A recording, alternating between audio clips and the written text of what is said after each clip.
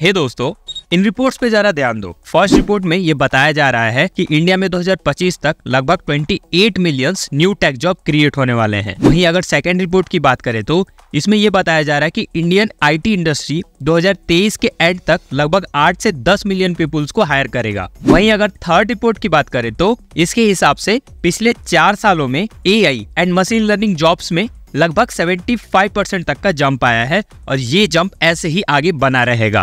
अब मैं आपको इन रिपोर्ट्स के बारे में क्यों बता रहा हूँ, तो देखो इन रिपोर्ट से ये तो साफ पता चल रहा है कि आज के समय में टेक जॉब्स की डिमांड काफी ज्यादा है। But the problem is that in jobs को पाने के लिए कौन सा इंजीनियरिंग डोमेन बेस्ट होगा, इसको पता लगाना थोड़ा कॉम्प्लिकेटेड होता है स्टूडेंट्स के लिए। इस बात को ध्यान में रखते हुए आज हम जानेंगे टॉप 5 इंजीनियरिंग ब्रांच इन 2024 जो कि न्यू एज टेक्नोलॉजी की आने की वजह से काफी ज्यादा डिमांड में रहने वाले हैं। देखो, अगर आप 2024 में इंजीनियरिंग करने की सोच रहे हो या फिर ऑलरेडी इंजीनियरिंग डिग्री रखते हो तो इस वीडियो के थ्रू आपको दो चीजों का पता चलेगा। फर्स्ट इज 2024 के लिए बेस्ट ब्रांच एंड सेकंड जो भी आपका ब्रांच है आप उसी ब्रांच के थ्रू किस तरीके से इस न्यू एरा में अच्छा कर सकते हो। मेक श्योर आप इस वैल्यूएबल कंटेंट को पूरा देख के इसका मैक्सिमम बेनिफिट जरूर उठाएं। तो चलो बिना किसी देरी के वीडियो के मेन कंटेंट को स्टार्ट करते हैं।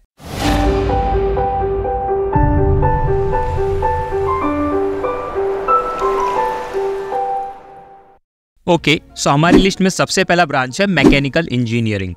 आप में से बहुत सारे लोग जिन्होंने मैकेनिकल की पढ़ाई की होगी या कर रहे होंगे वो इस बात को जरूर नोटिस कर पा रहे होंगे कि इस ब्रांच में मैक्सिमम स्टूडेंट्स इनरोल करना चाहते हैं। But the problem is that उन स्टूडेंट्स को ये नहीं पता होता कि केवल डिग्री ले लेने से आप न्यू एज टेक्नोलॉजी में जॉब नहीं पा सकते। अगर आपको इस ब्रांच के साथ इस न्यू एरा में जॉब पाना है या न्यू एरा में करियर बनाना है तो आपको टेक्नोलॉजी में आ रहे चेंजेस को अडॉप्ट करके उनसे रिलेटेड स्किल्स को सीखना होगा। इंडिया में सबसे ज्यादा जॉब मैन्युफैक्चरिंग इंडस्ट्री क्रिएट करता है। बात करें मैकेनिकल इंजीनियरिंग की तो ये इंडस्ट्रीज के बैकबोन है जो कि न्यू इनोवेशन मैन्युफैक्चरिंग ट्रेंड्स को ट्रांसफॉर्म करके एक एफिशिएंट एंड सस्टेनेबल दुनिया में कंट्रीब्यूट कर रहे हैं। बस इस ब्रांच के स्टूडेंट्स को ये समझने की जरूरत है कि आज के समय में कौन से ऐसे ट्रेंड्स हैं जिन्हें उन्हें अडॉप्ट करना चाहिए। Robotics, 3D printing, advance material, electric vehicle, ये 4 ऐसे डोमेन है जो कि इंडस्ट्री 5.0 और ईवी रेवोल्यूशन से रिलेटेड है और इनमें millions of new jobs create होने वाले हैं, खास करके मैकेनिकल ब्रांच वालों के लिए। तो अगर आप मैकेनिकल इंजीनियरिंग को चूज कर रहे हो तो आपको इस बात को जरूर ध्यान रखना होगा कि अपने सिलेबस स्टडी के अलावा ऐसे ट्रेंड्स को फॉलो करें। आई सजेस्ट कि आप मेरा मैकेनिकल इंजीनियरिंग का प्लेलिस्ट चेक करो क्योंकि मैं पिछले 6 महीने से जितनी भी वीडियोस बना रहा हूँ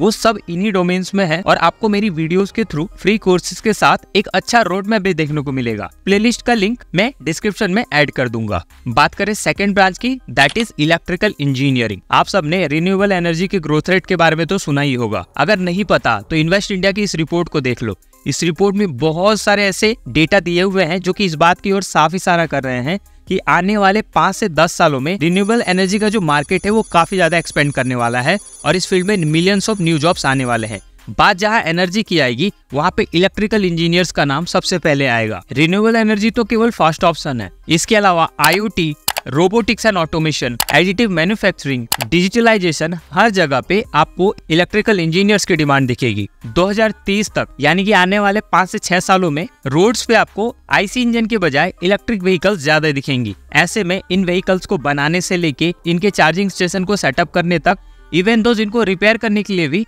इलेक्ट्रिकल इंजीनियरिंग स्किल्स की जरूरत पड़ने वाली है। सो आई पर्सनली रिकमेंड कि अगर आप इलेक्ट्रिकल ब्रांच के स्टूडेंट हो या इलेक्ट्रिकल इंजीनियरिंग को चूज करना चाहते हो तो renewable energy and EV domain से रिलेटेड स्किल्स को सीखना स्टार्ट करो। इलेक्ट्रिकल इंजीनियरिंग का प्लेलिस्ट भी मैंने रेडी किया हुआ है जिसमें कि आपको ज्यादातर कोर्सेज ईवी डोमेन से रिलेटेड मिलेंगे, तो आप उसे जरूर चेक करना। नेक्स्ट ब्रांच है chemical engineering. Biotechnology, nano technology, sustainable process, EV batteries and ऐसे ढेरों डोमेन है जहाँ पे आपको केमिकल इंजीनियर्स की डिमांड दिखेंगी। इसके अलावा अगर मेडिकल सेक्टर की बात करें तो केमिकल प्रोसेस, मेडिसिन, एनर्जी और इन्वायरमेंटल कन्वर्सेशन में केमिकल इंजीनियर्स ही रेवोल्यूशन ला सकते हैं क्योंकि इंडिया का 30% एम्प्लॉयमेंट ऑटोमोबाइल सेक्टर से ही जनरेट होता है और आने वाले 6 सालों में ऑटोमोबाइल सेक्टर में इलेक्ट्रिक व्हीकल के अडॉप्शन पे बहुत ज्यादा जोर दिया जा रहा है। तो इससे आप खुद अंदाजा लगाओ, जब व्हीकल्स का इलेक्ट्रिफिकेशन होगा उसमें बैटरी की जरूरत पड़ेगी और बैटरी का जो वर्किंग प्रिंसिपल है वो टोटली केमिकल इंजीनियरिंग पे डिपेंड करता है। ऐसे में हर ईवी मैन्युफैक्चरर को एक बेस्ट केमिकल इंजीनियर्स की जरूरत पड़ेगी।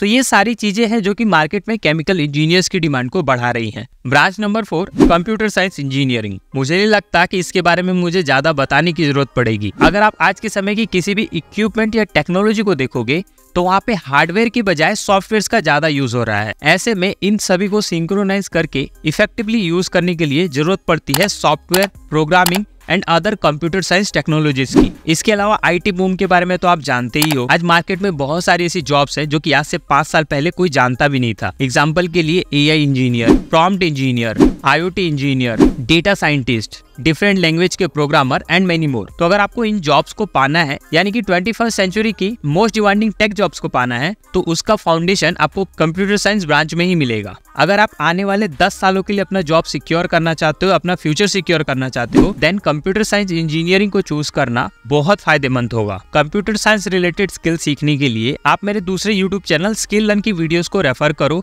वहाँ आपको data science, cyber security, cloud computing, artificial intelligence, machine learning ऐसे डोमेन से related best free courses with practice set मिलने वाले हैं। उस चैनल का लिंक डिस्क्रिप्शन में दे दूंगा। बात करते हैं 5वीं ब्रांच की, दैट इज सिविल इंजीनियरिंग। देखो, IBEF की एक रिपोर्ट से पता चल रहा है कि कैसे इंडिया में 2023 में इंफ्रास्ट्रक्चर डेवलपमेंट में हाई ग्रोथ नोटिस किया गया है और इंफ्रास्ट्रक्चर को ही एक की पॉइंट बताया गया है जो कि इंडिया को $26 ट्रिलियन की इकोनॉमी बनाने में हेल्प करेगा। आपने खुद भी नोटिस किया होगा कि आज कंस्ट्रक्शन वर्क काफी ज्यादा बढ़ गया है। गवर्नमेंट नए नए इनिशिएटिव ला रही है और हेविली इन्वेस्ट कर रही है इंफ्रास्ट्रक्चर को लेके। नए नए एयरपोर्ट्स, मंदिर, colleges, hospitals, roads, residential complex, railway project and ऐसे बहुत सारे कंस्ट्रक्शन के काम चल रहे हैं जो कि इंडियन इंफ्रास्ट्रक्चर डेवलपमेंट को तेजी से बढ़ा रहा है। और हम सबको तो पता ही है, इंफ्रास्ट्रक्चर के मेन हीरो होते हैं civil engineers. But the problem is that इस फील्ड में भी नए नए इनोवेशंस आए हैं। एग्जांपल के लिए अगर एडिटिव मैन्युफैक्चरिंग की बात करें,